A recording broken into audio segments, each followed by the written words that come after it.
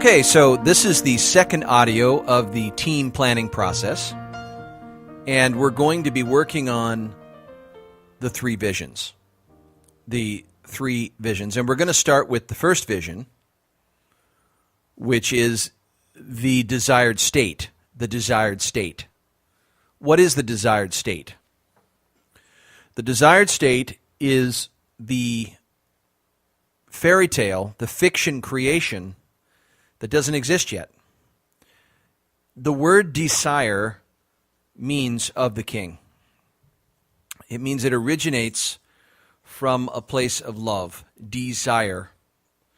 So we desire it to come into being.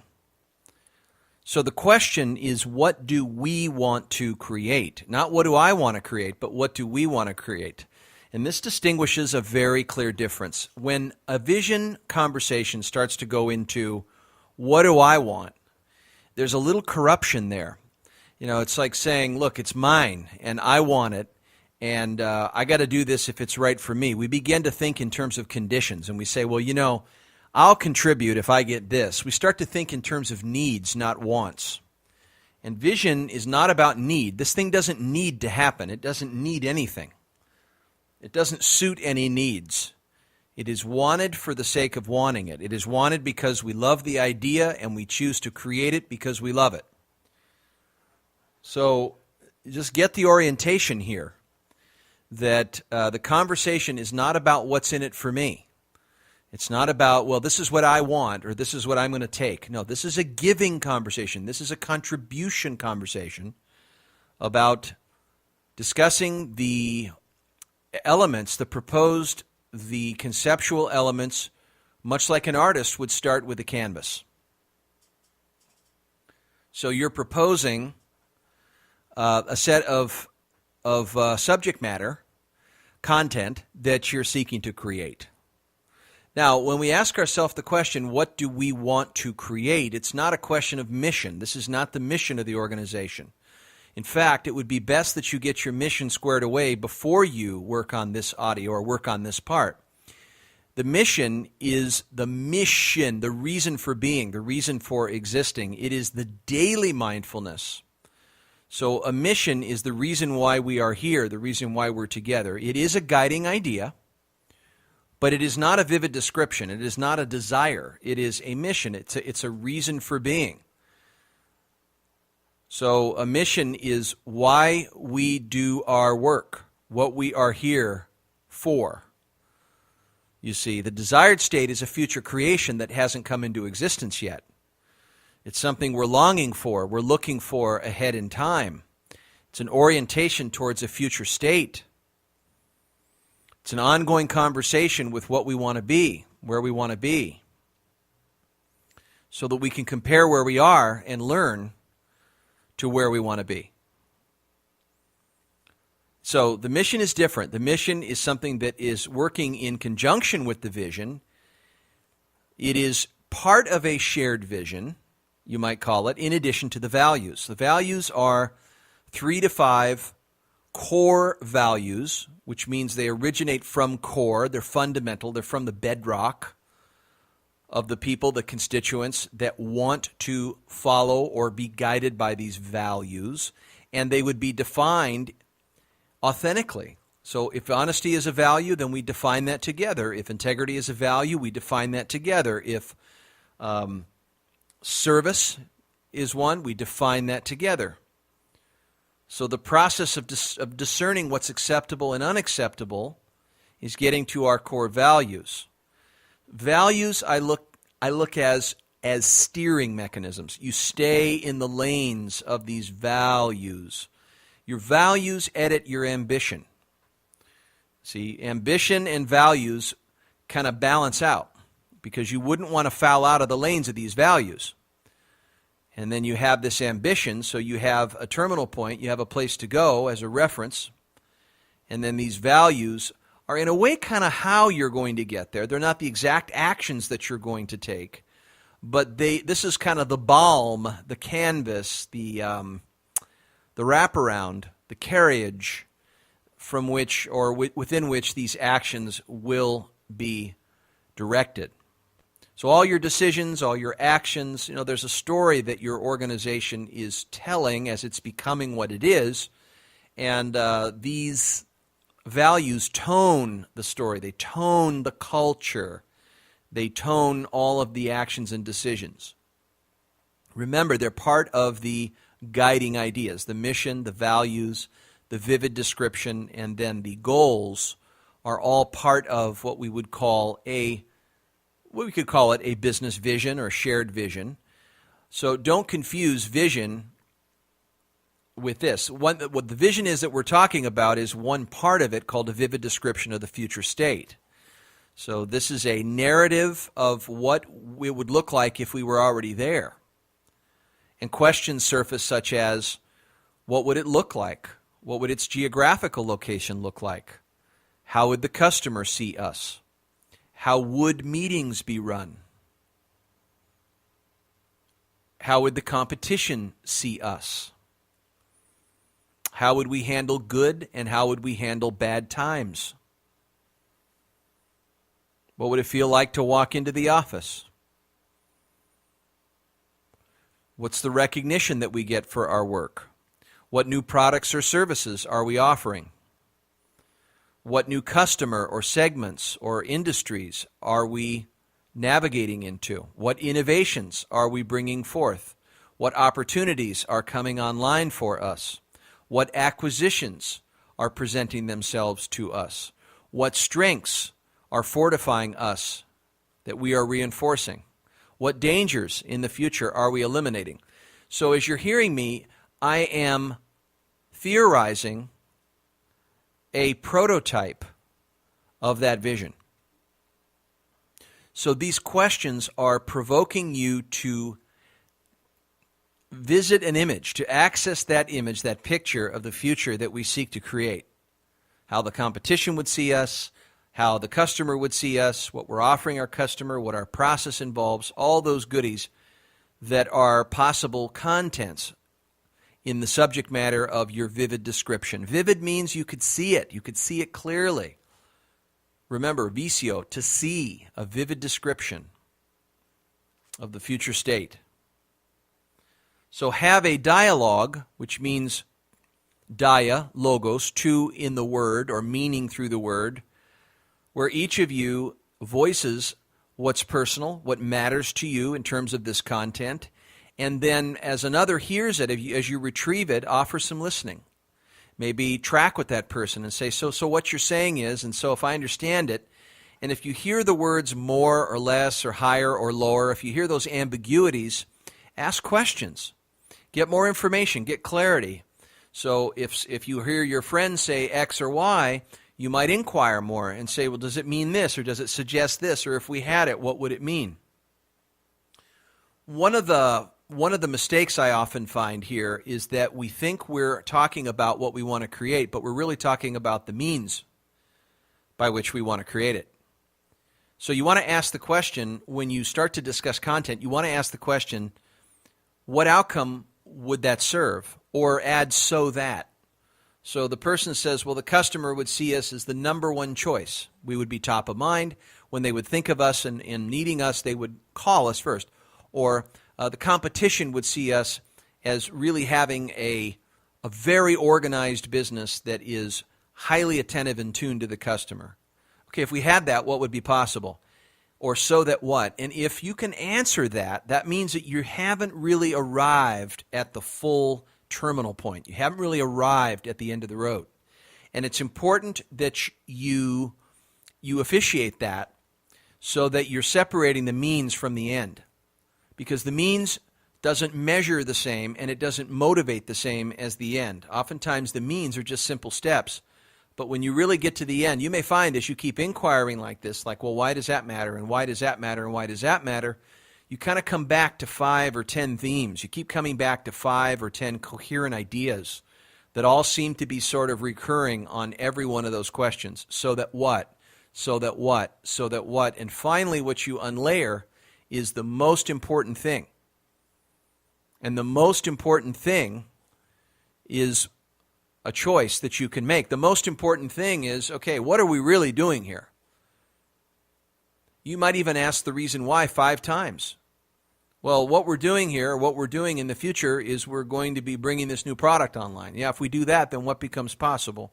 Well, then we double our growth. Well, why would that be important? If we do that, what would be possible? Will we be able to expand our employment into another foreign country? And if we did that, what would happen? Will we be able to be ubiquitous in our markets and we'd be able to get the message out? Yeah, if we did that, what would happen?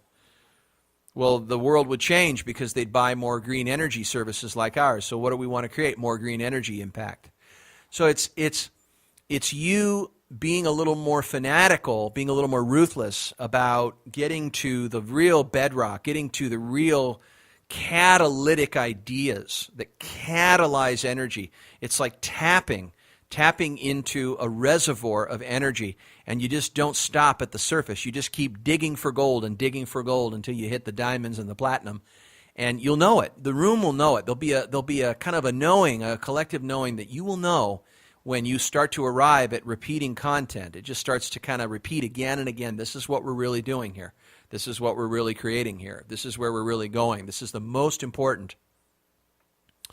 So that then becomes the desired state, and that desired state is something I suggest that you write in a narrative, and that narrative will be reviewed on an ongoing basis. It could be every 90 days at a quarterly offsite retreat where you review that narrative and you make adjustments and changes, because creating is a process of addition and subtraction. That certain things that mattered may not matter anymore, or certain experiments or actions you proposed, they evoked new feedback and information, and based on that you decide how to sort of synthesize it and continue creating.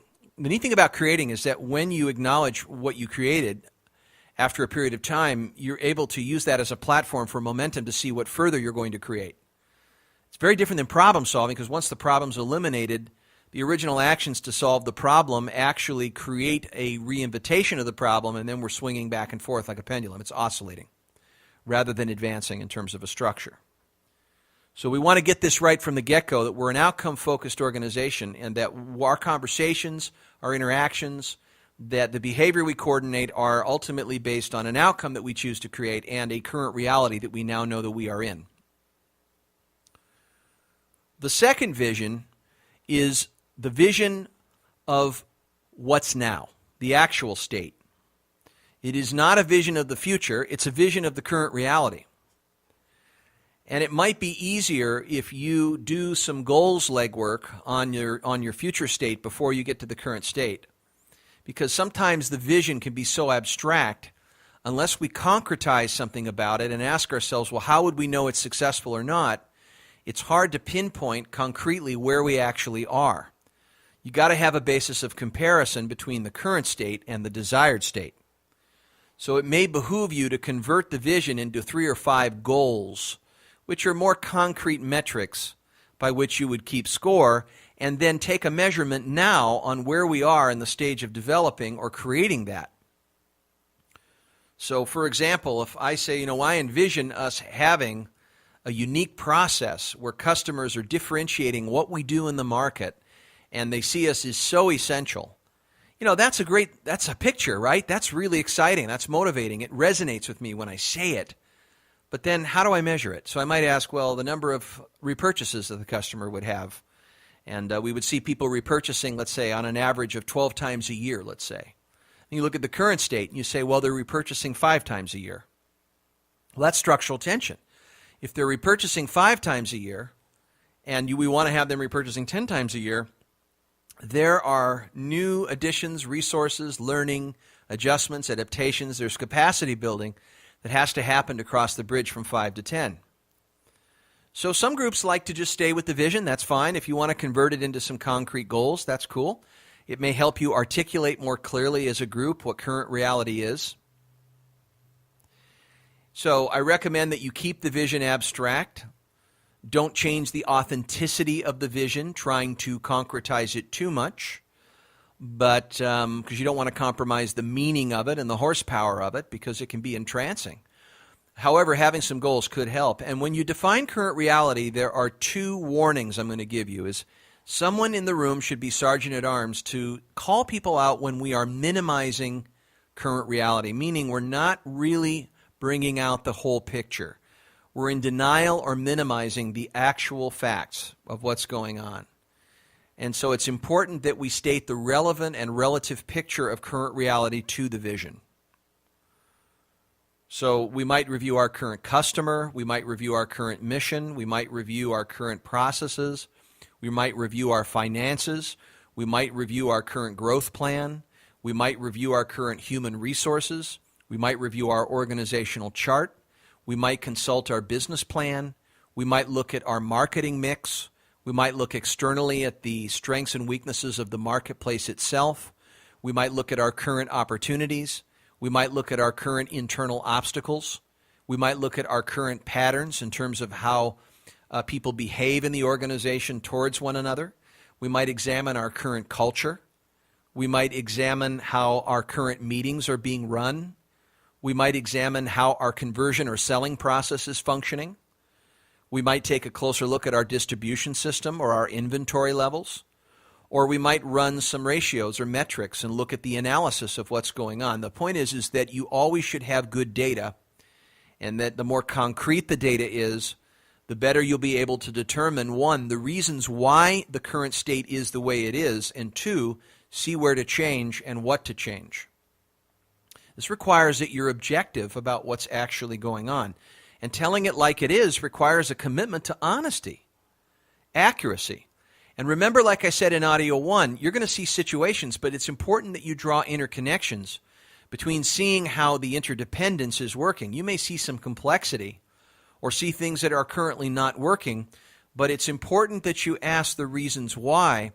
And if you pull back and really look and you start to share input, not just debate and opinion, but really inquire. I mean, ask, is this so and could this be real? It requires the work group to kind of suspend what they know and to learn current reality together. This is called team learning, where the team kind of balances the advocacy of stating what they want to say, but also shutting up and following their curiosity and using their teammate as an echolocation to say, you know, I hear you saying that, and what appears to be becoming clear is this, and the person then feeds off of it like ping pong and saying, well, what if we looked at it this way, or how about it looks like this?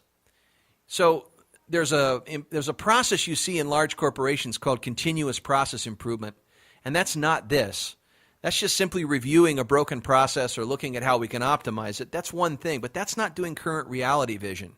Current reality vision is really taking on the look of the observer and stepping out and using separation between you and the creation and looking at the current stage it's in. That was like me on the sailboard, remember? Looking at my current capacity versus where I wanted to be. And I was keenly aware all along. So you have to keep your thinking mind, your habitual thinking in check, because you'll tend to edit what's going on. You'll draw on the past to make sense of what's going on. So it requires some suspension. It also requires respecting other people's views. That part of what increases the intimacy, and intimacy means into-me-see, of a group, is to be vulnerable enough to not have the full picture. Everyone sees a relative truth, but we rely on one another kind of in a holography, in a holograph, to see the whole picture as it is. What often we're tempted to do because of time and because we want to get to the rescue is we move right into solutions and we start saying, well, here's what we need to do. Well, here's how it's going to work. Here's what we need to change, instead of really staying with where are we really right now and how did we really get here. If we don't explore what really got us here, then what often we see is there's repeat offended patterns that never really change. We don't break out of them because there isn't a fundamental learning. And this is called double loop learning. Chris Argyris at MIT came up with a concept or a process called double loop learning.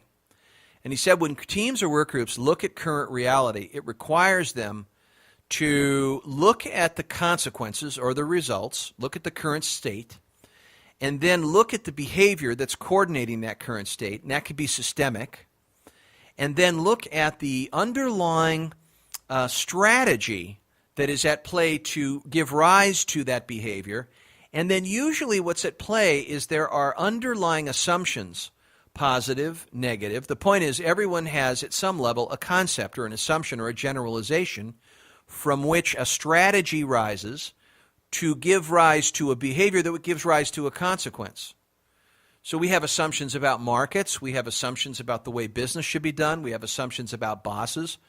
I had a work group once that we were on Current Reality, and the work group was able to surface when they looked at why the current state, the current sales were plateauing.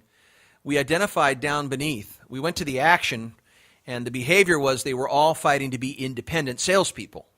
They were all trying to be self-sufficient because they didn't want to be a burden on management. But after looking at it closer, what drew them to convey that they wanted to be this burden? Why were they proving it so hard?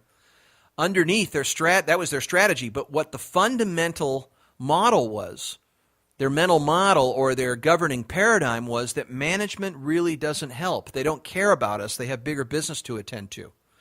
So they assumed that perception of neglect. And what the sales team tried to do was to let management do its own thing. But they stopped giving management information to be helpful. Well, you can probably sense what plays out there is that as things get tough and there's changes out in the market and salespeople need support from management, management was incapacitated to help. Essentially, they were imprisoned, the salespeople, in their own model of management.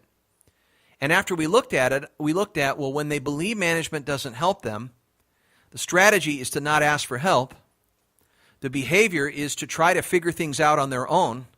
And the consequence is everybody is in sort of a silo, that we're independent, we're disassociated, we're dismembered from management. The interesting thing is that management actually, for a while, saw this as a very positive mood because management was looking to offload their effort in having to manage. So they thought, boy, we just need to manage less. And what ended up happening was that there was runaway power and the salespeople in the organization started getting out of control. And they started operating under practices, started operating under behavior that was inconsistent with the brand. And it could have gone into situations where those decisions could have led to legal mistakes. They could have gone into financial mistakes. They could have gone into competitive threats. So this became very misaligned because one underlying governing idea started with one, and then it spread, and then it became a kind of like a meme, M-E-M-E. A meme is a cultural node or idea that travels from one mind to the next. It's kind of on a cellular level, and then it starts to kind of gather a plasmic level. It starts to become molecularly connected. It starts to kind of get a runway and create mass. It malignantly metastasizes into a global thought, and then the whole team is actually under the hypnosis of this belief that management can go to hell. We don't want to get their help, so we'll just leave them alone. Let them sit up there and watch, and if they need anything, they'll ask me, but I'm not offering it. So people weren't coming around the offices. They weren't using their offices. They were out in the field all the time, and management's going, oh, this is great. They're out there working. But after a period of time, it was showing in the numbers because the salespeople weren't getting the kind of help that management validly should give them. Not because they were heroes, but because they were to be coaches. What was the purpose of management, if not that? Was to provide them the guidance and the coaching and to provide them the help that we depend on bosses and managers for. So there's an example of what double loop learning is like. And when you start to let go as a team of some of those old, outdated ways of thinking, it can be really cathartic. I mean, it can be a hell of a weight lifted. And you start looking at current reality with that included. You start to say, well, that's the old way we thought, and I see what plays out. But we're going to start from this. We're going to start discerning the exact reality. And if we don't know the reality, we're going to be inclined to inquire more. And part of the behavior is to ask more questions. And also keep your own assumptions in check.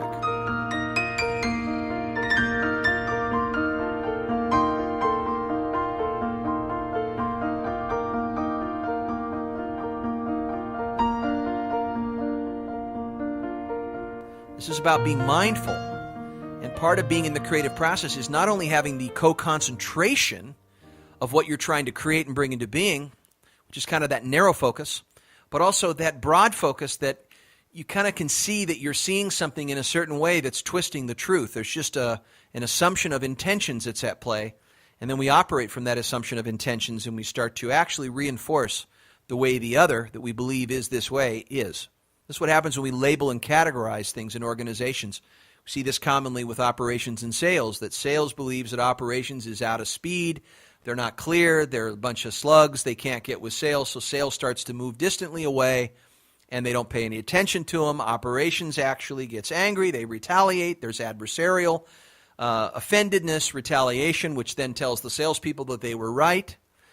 So we start to find real complexity in our current reality when we start to move cognitively in a way that we're habituated, we're kind of downloading our existing thoughts and frameworks onto the reality that we see.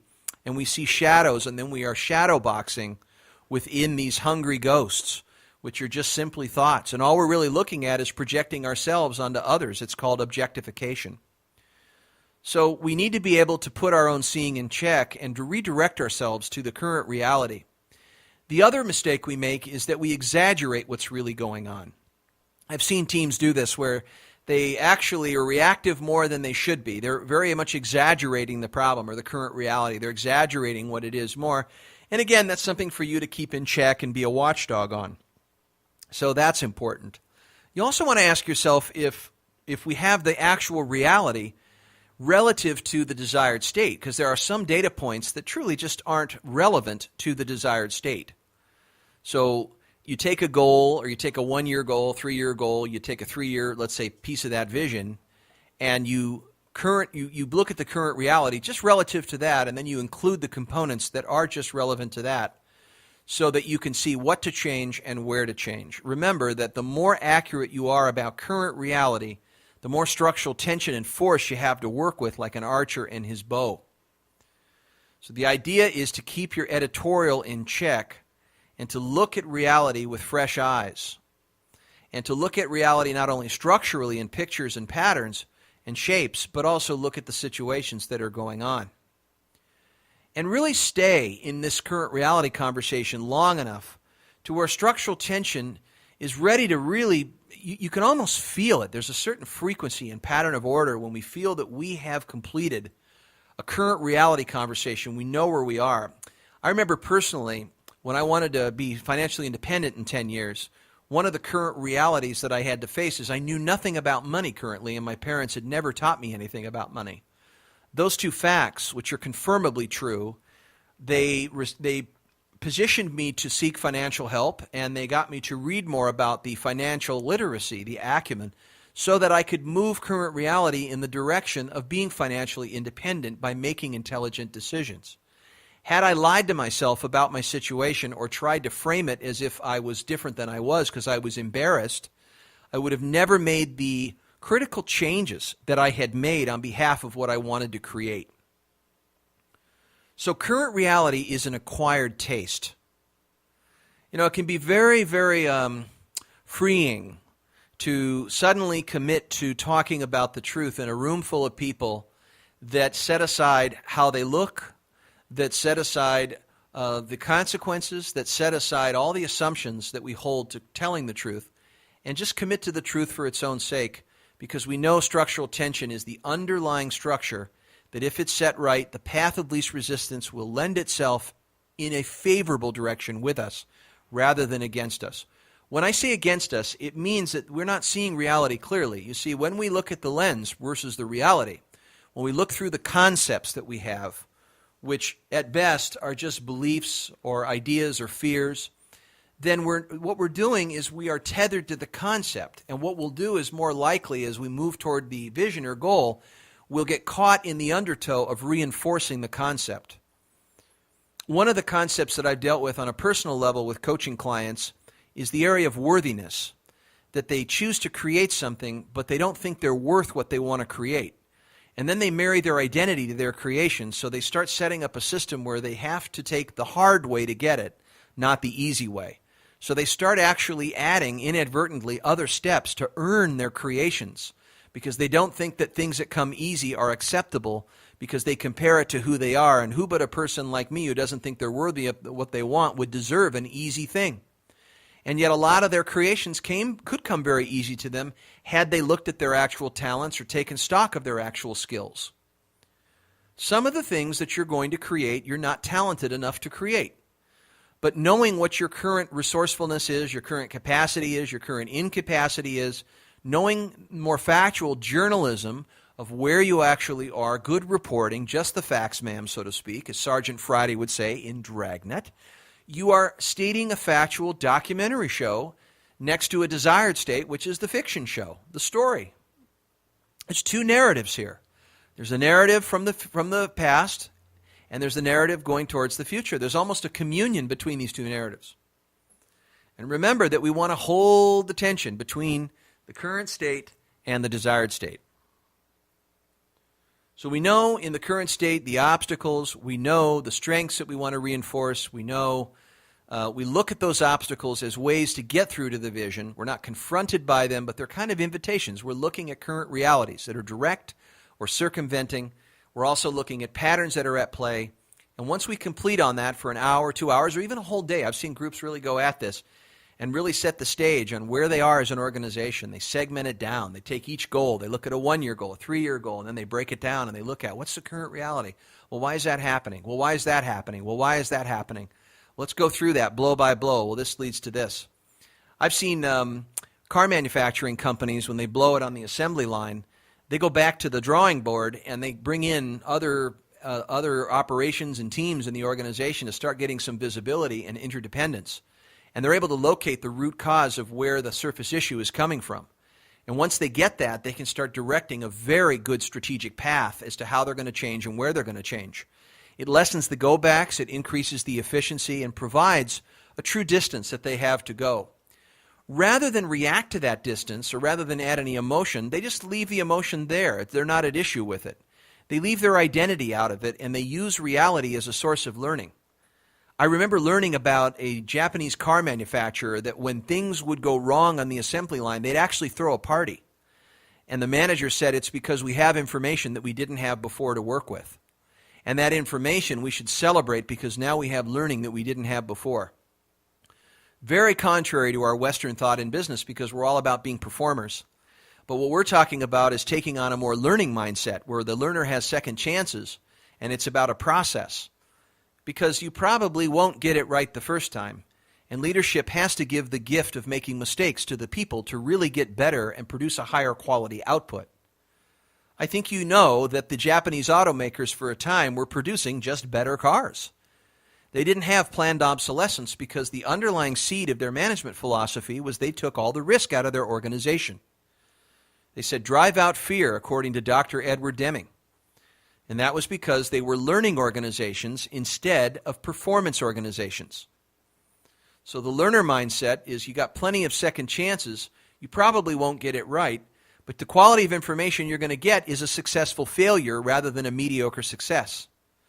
So they would reward successful failures. In fact, some of the best turning points, the greatest teacher in the world, is that moment when things didn't go well. And they used a 50-50 rule. They would say, look, 50% of the time it's going to work. 50% of the time it's not going to work. But we're going to treat those two with equal value. Isn't that interesting? So we don't really know the outcome. We can be open to the outcome. We can intend the outcome. But as we go along, we really don't have control over the outcome. We can only learn from the outcome. We can make tweaks from the outcome. We can incorporate that into what we're doing. And then again, plan it, do it, study, and act on newly modified information like a cycle. So we kind of learn the future by doing. We experiment with things. We go with a ready, fire, aim mentality because we're probably not going to get it right. So we're not that honed on the outcome, although we are intending the outcome, but we're more interested in what current reality is providing us, because that's where we really get resourceful. So if we're looking at the two sources of energy in the organization, is the desired state, and this is one that you can control more because you can put it way out there. You can make it bigger, you can change the size, the shape, you can add more value, add more meaning, or you can pull it in closer and not. You can really control it. Current reality, you really can't. The universe is kind of like a wild card. You know, you're walking this mystery plan with practical feet. You know the path by walking. But your orientation is to the creative process. You're orienting to the creative. Understand how significant that is. That means that we're not kind of mouses in mazes reacting to circumstances. Rather, we're moving from current reality toward that vision by being keenly aware like an artist of the current painting we're in process of making, and we're holding it against the vision of the future painting that we seek to create when we're finished. And then as we're taking action, we're adding color and tone, and we're putting things on and taking it off and so forth. We're making adjustments as we're going along, but it's all within an underlying structure that's seeking resolution. Tension seeks resolution. Now, some of the old patterns will be outgrown. We can't solve the problems. They're insoluble anyway. So even if we focused on problems, they're insoluble. We can't dissolve them. But we can outgrow them by having bigger ideas and bigger urges to attend to. So I'm not saying you should be irresponsible and negate the problems and avoid them. Not at all. But they're just problems. Let them be there. Instead, focus on existing realities and where things actually are and seeing the current picture compared to what you want to create.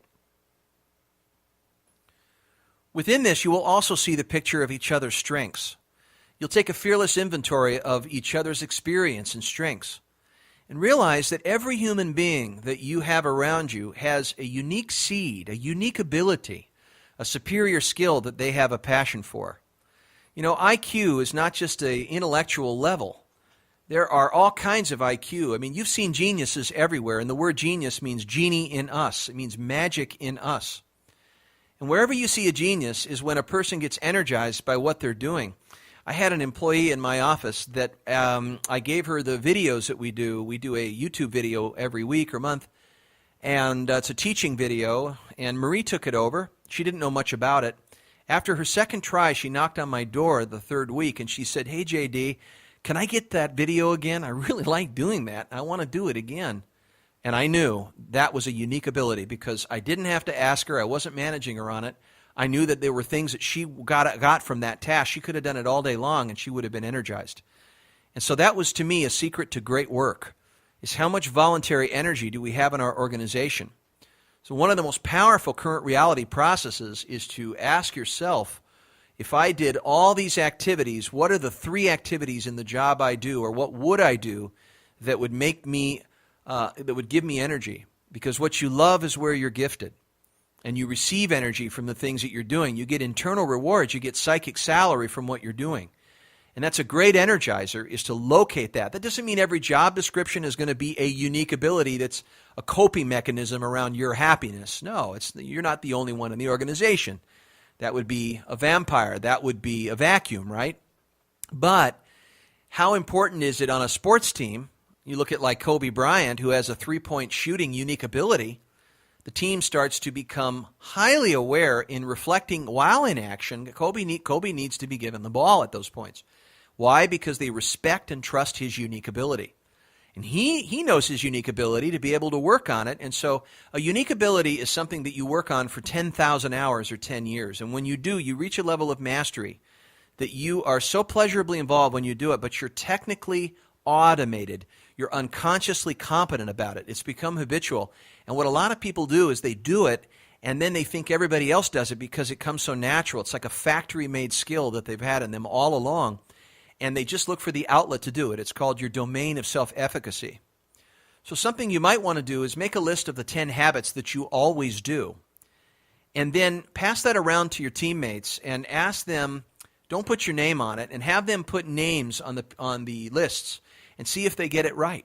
See if they relate with you. It's like a magnet. If these 10 habits are the ones they know that you're all about. And then ask your other people, your clients, the people you give value to, your manager, what are the 3 habits that if they could only isolate it down to 3 would be their favorites? And test it against you. Say, are those 3 habits the ones that I absolutely love doing? And then for the next year, focus on just making those habits more prominent. If you can't delegate everything else, I understand. But those are the habits that you want to fight for and rally for, and you want to keep those within your quality of decision-making.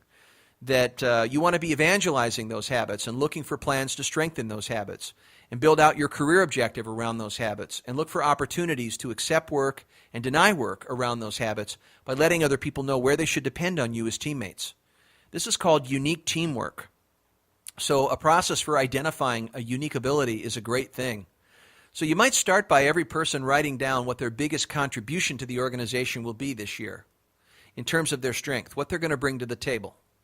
And then number 2 is where do they need help the most? You might identify that, everybody. And then make a list of the 10 habits that you always do. I always.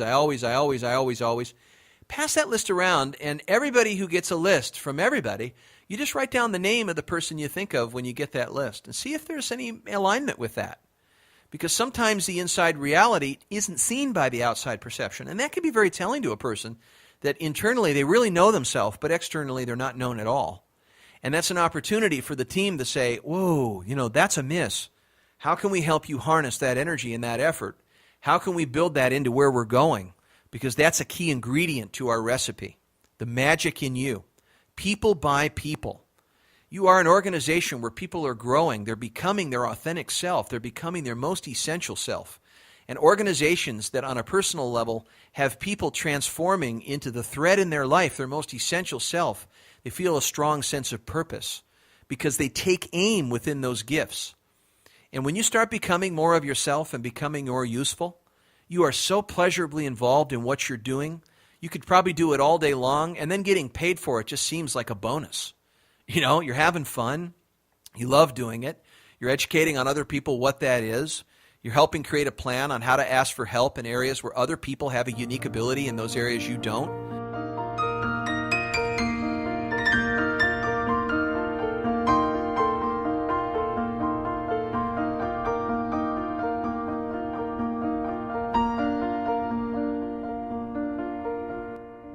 So you might take a time system or a time audit and have everybody make a list of activities that they're currently doing, current reality, right? And then you have 4 ways that your time is spent, each of you. 1, incompetency. 2, competency. 3, excellence. And 4, unique ability. Ones are areas that you dread doing. They're the most de-energizing pieces of your work. You've tried to learn these areas, but you can't quite get it. It just doesn't come into you, despite you continuing to do it. So identify or grade your activities, put 1s by those. These are your incompetencies. Your 2s are your competencies, your par, you get by. There's lots of competition in that area, but you're not going to get any better soon. There's no energy in it for you, but you do it pretty well. You're good at it, you're par at it. And then this next area, your 3s are your excellence. These are areas where you're brilliant, maybe even genius at. People depend on you for this. The challenge is this, is that you've gotten so many people depending on you that it's kind of locked you into a trap. The problem is this, is that you've gotten so good at something, and yet the missing piece is that it just doesn't energize you. I did this by speaking to groups. I'm really good at speaking to groups, but it doesn't energize me at all. It's exhausting. I love speaking like I am now, behind a mic. This is great. I love doing this. I like editing it. I like shaping it. I like having the creative control. But getting in front of groups is just really tiring. It's stressful. But a lot of groups wanted to pay me to do it. Now, can you imagine if I'd made a career out of that? I got a big mortgage over my head. I had kids. I'm paying their college tuitions. And I'm out there doing something that is just de-energizing to me. That's like subtracting years from my life. That's not making me healthy. That's not bringing me into my aliveness. That's killing me. So we want things that make us vibrant and healthy because we owe that to our clients. We owe that to our businesses. Our businesses need us to be happy. And one of the greatest sources of a life is to occupy this great area that has purpose and meaning. It has superior skill so we can be in the value for others. We can be there for others. And we realize that this unique ability, we came to earth because it actually belongs to the world. It's what the world requires of us. And we know when we're around it, when we get this kind of energy, we get this goosebump, we get this kind of ticklish feathering inside. Like, oh, whoa, this is great. It's like dropping on a roller coaster. The first jump, you go, whoa, this is great. What a ride. And other people just don't have that kind of resonance. So strength is resonance. And in current reality, I highly recommend that the group take at least an hour to do these exercises. The 4th area are the unique ability activities. And these are usually 3 activities that are your best habits at work. And we want to commit you to evangelizing those, looking at ways to strengthen those this year, communicating those. And then the 1s and the 2s are ones that you're going to be your own bouncer and you're going to ask for help. And when you post those up on the wall, maybe put them up on a flip chart with your name, then ask people and then write down where you need help that's not this. What are your 1s and 2s? Have people come up and put their 4s and their 3s next to your 1s and 2s. It's very interesting linking in terms of how we're going to competency plan so that teammates are able to be brought into their unique ability. And a good goal to shoot for, it may not happen, but it's a really noble goal, is that 80% of the time workforce is able to focus their unique ability in the lanes of the work. I have found organizations become really, really competitive by doing this. People stay longer in the organization. People have energy. They're occupying things that they're interested in. They're fascinated in the work that they're doing. They're immersed in the work. They're teachers of the work. They develop systems in the work. Their work ethic is high. They offer more than is expected. They're trusted greatly in this work. They lead into promotions. They lead into great results. They lead into very rewarding accomplishments, all the above. So pay serious attention to the current reality, the asset of unique ability. We're not just talking about liabilities and what's wrong and what's not working in current reality. We're talking about what's also right. So unique ability is a very key piece to tweak and turn in going into this next step. So now we're going to go into the third vision, which is the strategic vision.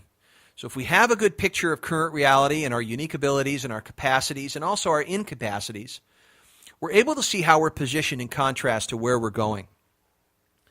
And now it's important to start looking at execution. We're designing a plan and we're going to execute the plan. And so let me give you kind of the technicalities. Let me kind of give you the moving parts of how this works. Because from current reality, we start thinking more strategically. Strategically means there's strategy and there's tactics. The tactics are the maneuvers that carry out the strategy. The strategy is the overall plan. It's a broader outlook.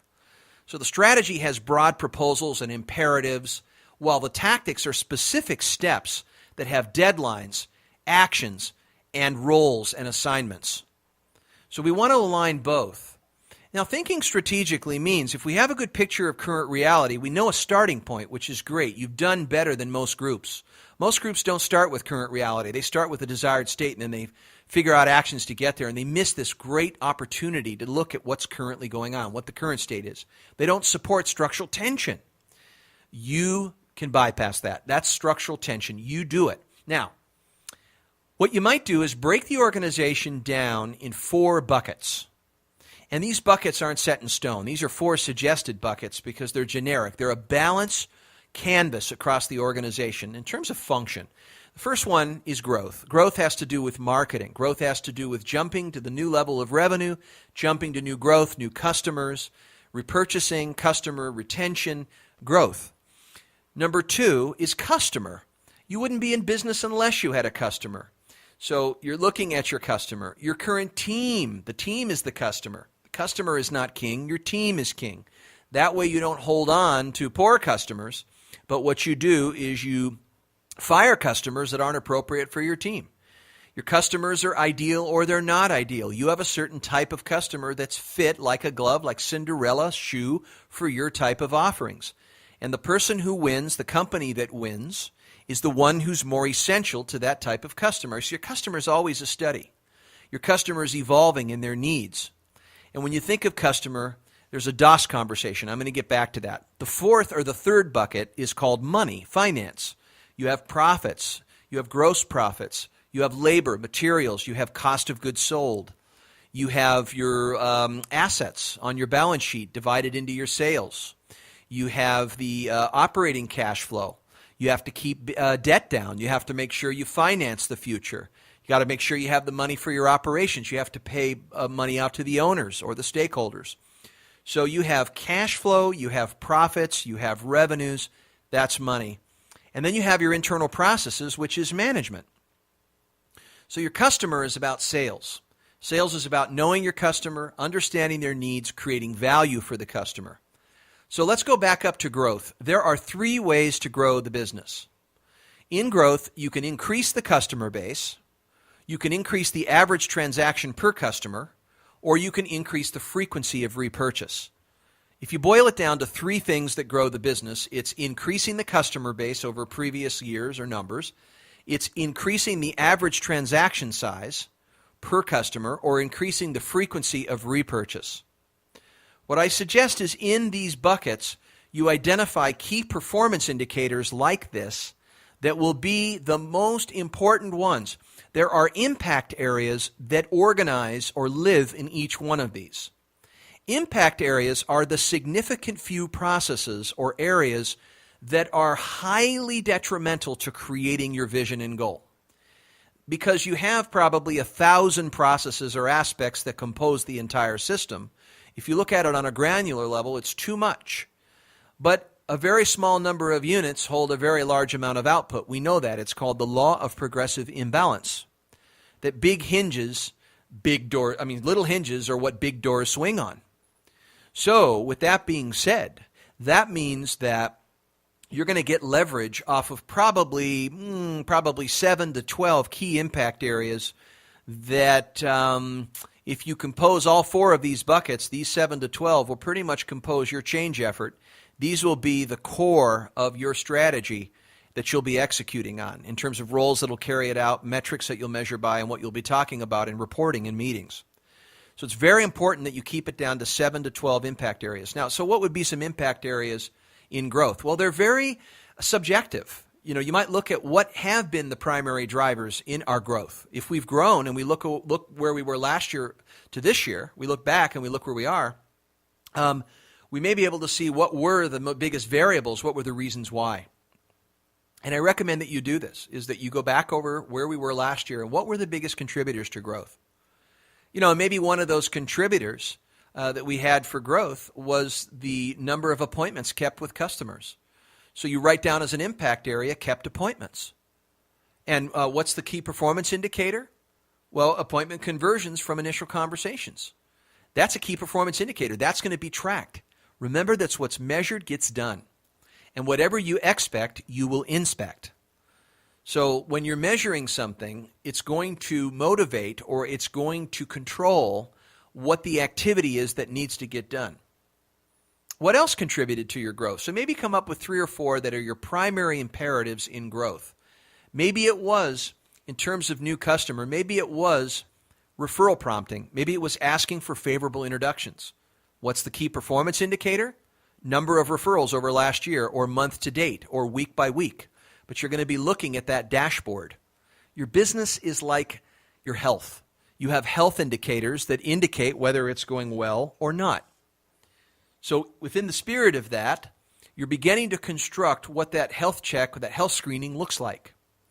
In terms of customer, maybe customer satisfaction was a primary driver, or customer feedback, or how much social media posting that they did, or how many surveys were actually favorable, or how many report cards came back as A. But in terms of customer, if you look back at how you have created value for your customer, you see the person that's more essential has to market less. The more essential you are, the more unique you are, the more of the artist that you are, the more you differentiate your process, the more the customer realizes, 1, they can't get it from anybody else, and 2, what you do is critical to their future success. One of the things I hear often is how many times we contact the customer in a year. I have one client that has a 7-touch system, so he does birthdays, anniversaries, special occasions, Thanksgiving, Christmas, cards, 90-day follow-up calls. He makes sure that 7 touches a year, either automated or in person or over the phone, are made. And they manage that system. So their key performance indicator is the repurchase frequency that the customer is making. Customer retention is over 97%. His customer service representatives are always measured against that 97%, so that the goals and the vision are trickling down into this area, and you can see at the ground floor whether it's coming to life or not. Then we look in money. Money's pretty clear. Money's the easiest one to measure. So what are the aspects that control the money? Well, maybe your credit and collections procedures are really critical. Or in terms of money, maybe it's the contracts that you set. You're on a net 15 and you're needing to go to a net 30. You want to attract more clients, so when do you need to get paid? Or maybe your factor, for example, how much of your business is going to be paid for by the factor? Or maybe it isn't billing, maybe it's controlling a certain cost like level of payroll, or maybe it's overtime pay. Or you're looking at last year, where you were financially, where you are now, and what were the drivers? What were 3 or 4 really key drivers, impact areas that are important? And then out of those, what are your key performance indicators? So again, we're constructing a dashboard. Then you go into internal processes. You have tons of internal processes. If we put your manual on the table, man, you'd probably have 10 sections in your table of contents. But I also know that a lot of those processes have varying levels, have varying degrees of application and importance. There are probably 10, maybe 15% of your processes that are mission critical to your outcome. Those are the ones that you want to identify. You want to identify the internal processes that are the most important drivers to ensuring that your goals and your vision come to life. You want to outline what those are and discuss the key performance indicators of what those are. So again, you have growth, customer, money, and internal processes. You've designed or looked at key imperatives, or what are called impact areas, maybe 2, 3, or 4 in each area. No more than 7 to 12 total in all 4 combined. And then in each, you've identified key performance indicators that form what are called your reporting vehicles. We're going to talk about that in a second. When you start looking at these and you look at these buckets, you begin to see 3 more things very clearly. You begin to look at your organizational chart, and the question starts to arise, who takes what on these metrics? Who is currently in charge? Who is the watchtower on these? This may require you to rethink who these watchtowers are. So in order for you to do this, you start looking at, all right, knowing where we are and knowing where we're going and knowing what these impact areas are, you start asking, what do we start, what do we stop, and what do we continue? What do we start in terms of growth? What do we stop in terms of growth, in terms of areas that are not working? And what do we continue doing in terms of this? And as you come up with those activities, you're going to have 3 data points. You're going to see activities that are going to work towards the vision. You're going to see the metrics, you're going to see the KPIs, and you're going to see the impact areas. As the CEO, it's important that as you begin to assign people to these impact areas and the metrics they're responsible for keeping, you're going to be able to see new goals that you're going to be measuring. These are kind of subordinate goals that you're going to need to be setting into the key positions. These goals are performance objectives that are specific and measurable. They're action-oriented, results-based, and time-bound. These goals are what the roles are responsible for creating in certain timelines. We want to start these with action verbs, specifically describe the task, and make sure that it's done by a deadline, like within 30 days or within 90 days. So what you're constructing here is you're really getting right down to the ground, moving the macro to the micro. Again, you've identified the 4 buckets. You've identified the core impact areas or imperatives. Then as you measure these, you start asking yourself what needs to start, stop, or continue in each. You come up with content. You've identified the key performance indicators in each of these buckets. As you do that, you start to see the current roles that are occupying these. That's do some review. And 2, as you start to assign new different activities because there's new material. As you're doing this, you're clearing the decks for action. You're probably going to stop doing certain things, clearing the closet of old things. And then you're putting new practices and new actions that are responsible for creating the outcome. So this start, stop, and continue is terrific in setting the stage for your change effort. Again, it's all carried by the apparatus of structural tension. Here's the current reality. Here's the desired state. Here are the 4 buckets that we're occupying. Here are the impact areas in each bucket. Here are the key performance indicators that drive us, that tell the score. Here are the people that currently are assigned to these. Here are the new assignments where these activities should be placed. You may even create a few new role descriptions if you need to, and those are part of your action items. You may see new positions in the org chart. You may even together want to draw a new prototypical org chart that would suit these reforms, that would suit the rework that you're doing. You may see that the current organization that you have set up with your manpower is not suitable to drive change, and you may need to make some changes. You've got unique ability information now, and you also have work requirements. And within those requirements and unique ability, you may start shaping the content of what people do now.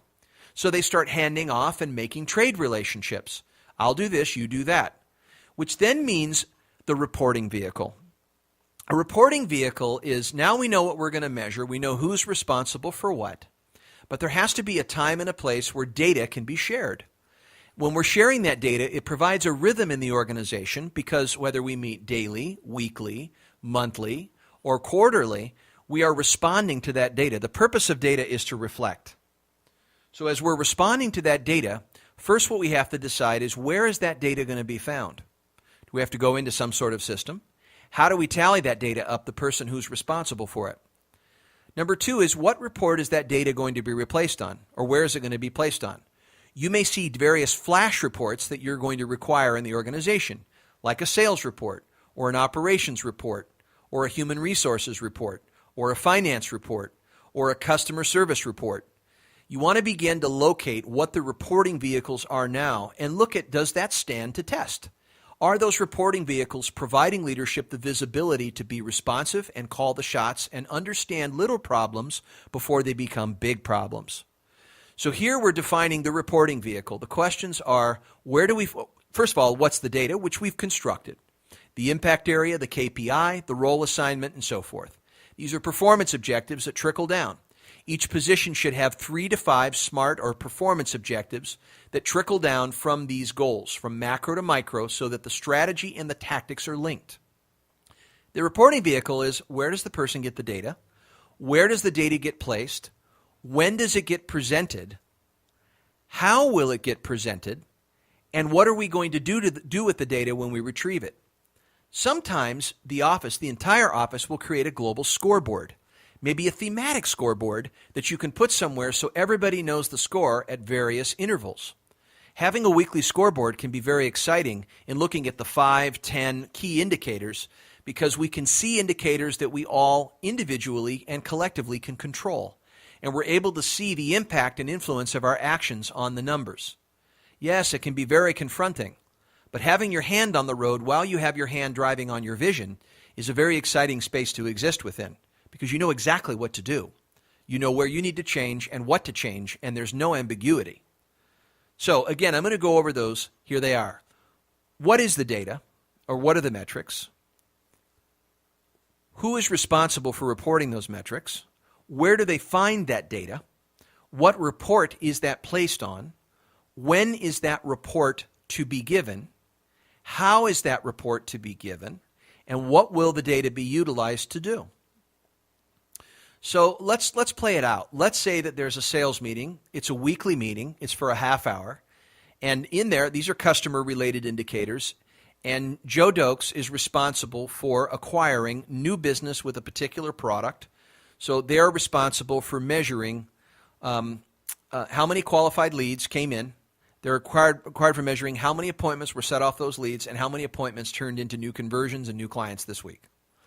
So Joe goes to the actual pipeline that he is keeping in his CRM tool. He looks at how many new acquisitions have come in over that 168 hours. So let's say he has 2 conversions. He counts up 3 qualified suspects, and he looks at in the pipeline there were 5 appointments, and out of those, these 3 converted. Now that's great data. See, now he can say, okay, I'm going to put that in the sales report. Now he comes to the sales meeting. How he's going to present it is he's to go for 5 minutes, take the floor, present the data, and then report a solution or what he's going to do with the data. One of the processes that I like to suggest teams use is called the positive focus, is to report the data, offer the reasons why, open that for some discussion and analysis, discuss further progress, and then set a next step. So that every time the data is coming, there's new learning being offered. That the data is never static. So the data is solid, it comes to the meeting. If there's an achievement, great, we'll celebrate it. There's positive aspects. If it's negative, great too. We treat those two with equal value. So how often should you have these meetings? Well, you have a daily huddle, probably to keep the team aligned, and you have energy. It's a 5 to 15-minute meeting. You stand up. If you have wide-range people living around the earth working for you virtually, that's fine. You can do it over a Skype or a webinar or online on a platform. That's cool. The purpose of the meeting is just to keep people oriented around the one thing. Ritz-Carlton does this every day at all of their venues. They have 82 people meet for 5 to 15 minutes every day when they start. They do it for both shifts. They have their morning shift and their afternoon shift. And they go over the one major thing that they are focused on, or the one thing that's most exciting that's going on in the organization. It could be a big convention or group, or it could be a level of performance that they had, or maybe a great share that they had about the kitchen, or a new build out or a new opportunity. But they always start with what's called a positive focus. They start off with an achievement.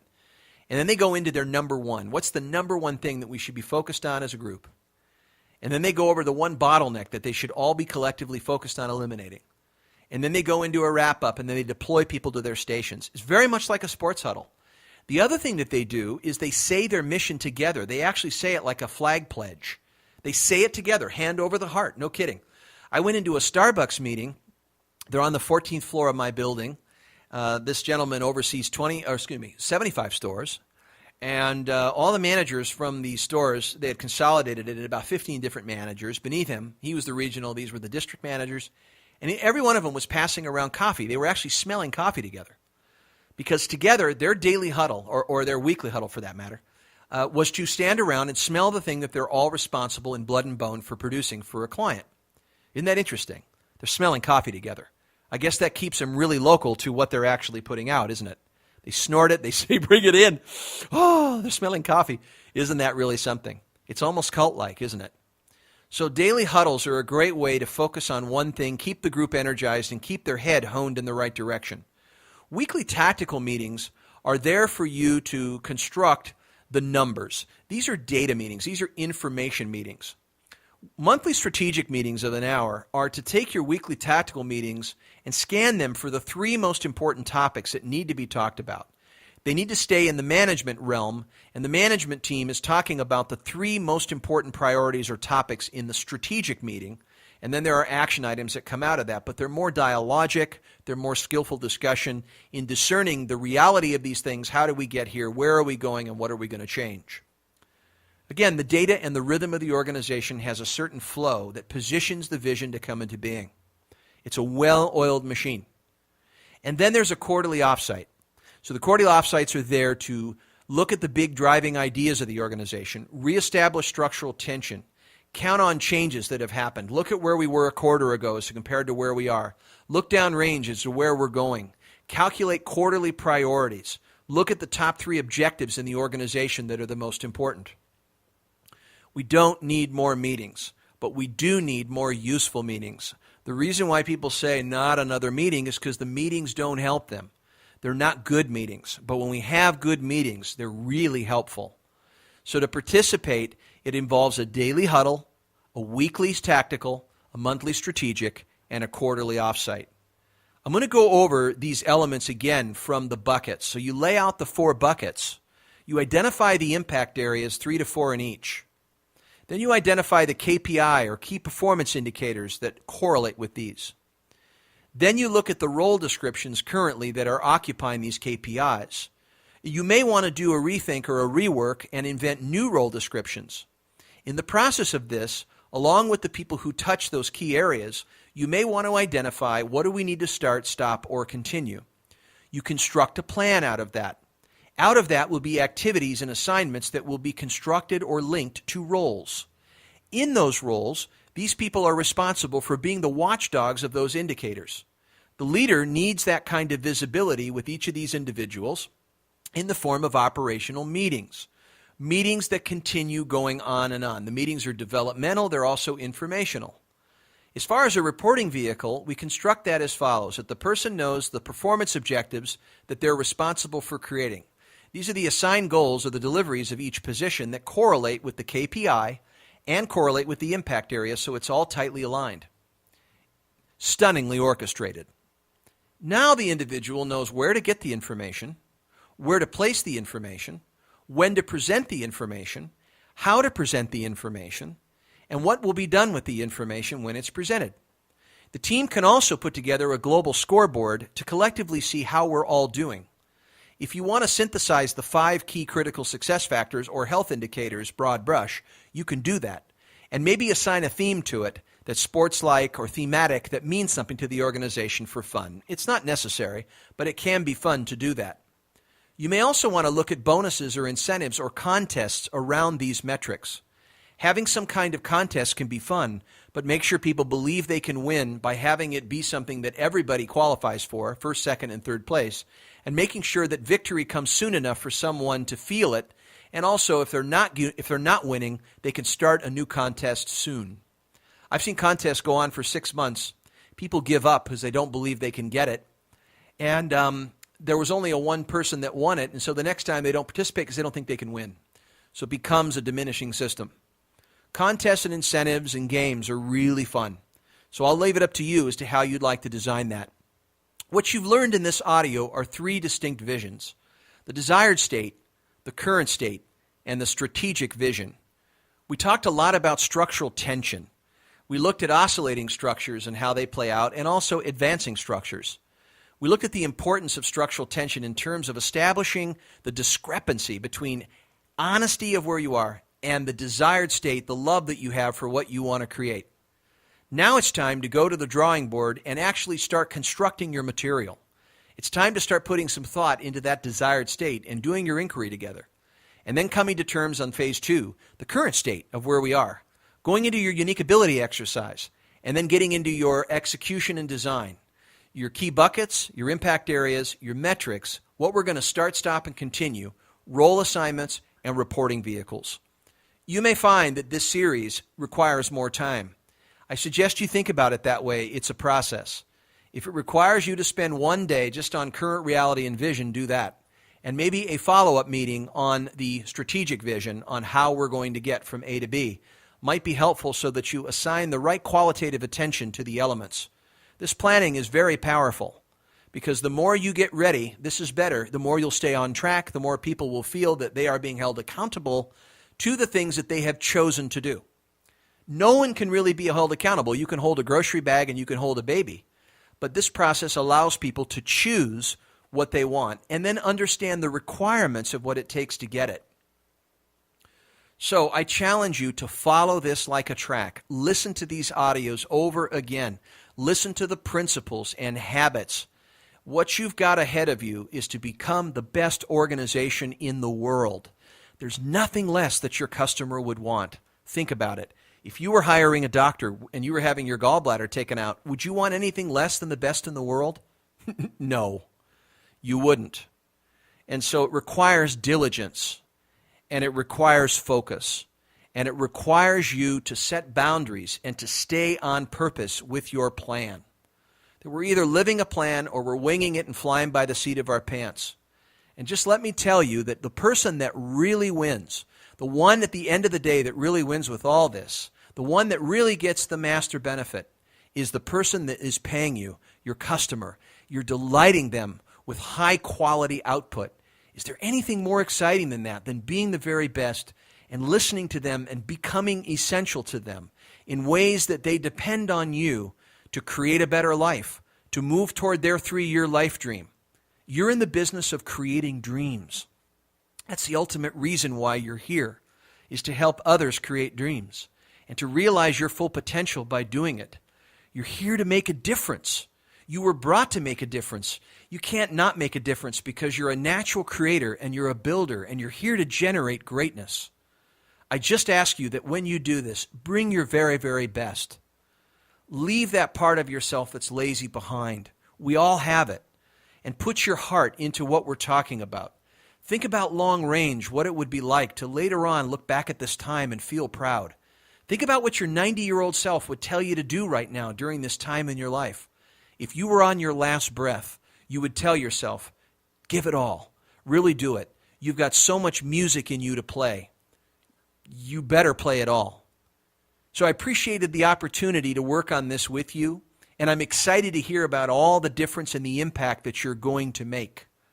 You know, there's something really extraordinary about paying attention this way, that I believe that people are really good-natured at the very, very core, and I need you to trust that. But when they get included, they're even better. When they're included in something really great that they really care about. When humans endeavor into that, I believe, as Margaret Mead said, that it only takes 3, maybe 5 people to really change the world. It's true. 6 degrees of separation. When you start to create something and you start to really help people, I don't know if you know how much of a chain reaction it really has. Because when you start to increase the betterment of your life and you begin to create your own creative process, it ripples out, it goes home with you, it touches your loved ones, it touches your customers. And that makes a community, and that community makes a society, and that society makes a country, and that country makes an earth. I believe that you, in saying this, in committing yourself, in choosing to create a better future than the past, you are a global citizen because you're coming from love. You're choosing something out of the most basic, fundamental, molecular, mineral, godlike, divine structure that you are. Think about it. When you say, I love you, you're saying, thank you for bringing me into the love that I am. Thank you for bringing me into the love that I am. And so after all of this, when you create all of this, you're going to be looking back on this time, and it's not just what you're going to create, but it's who you're going to become by creating it. Because I don't know about you, but I don't want to spend my life, I don't want to invest my life spirit in a compromise. Do you? I want to make this tour the best ever. I want to do things. I don't want to say to myself, I still had unfinished business. When my grandmother was 88 and I sat across from her at assisted living home, I asked her with a full heart, Grandma, did you get to everything? She said, I got to almost all of it, but I forgot one thing. And I don't have my health. I don't have my health to be able to create it. I hope that really struck you, what I just said. Because I know me, I don't want to be her sitting in that chair.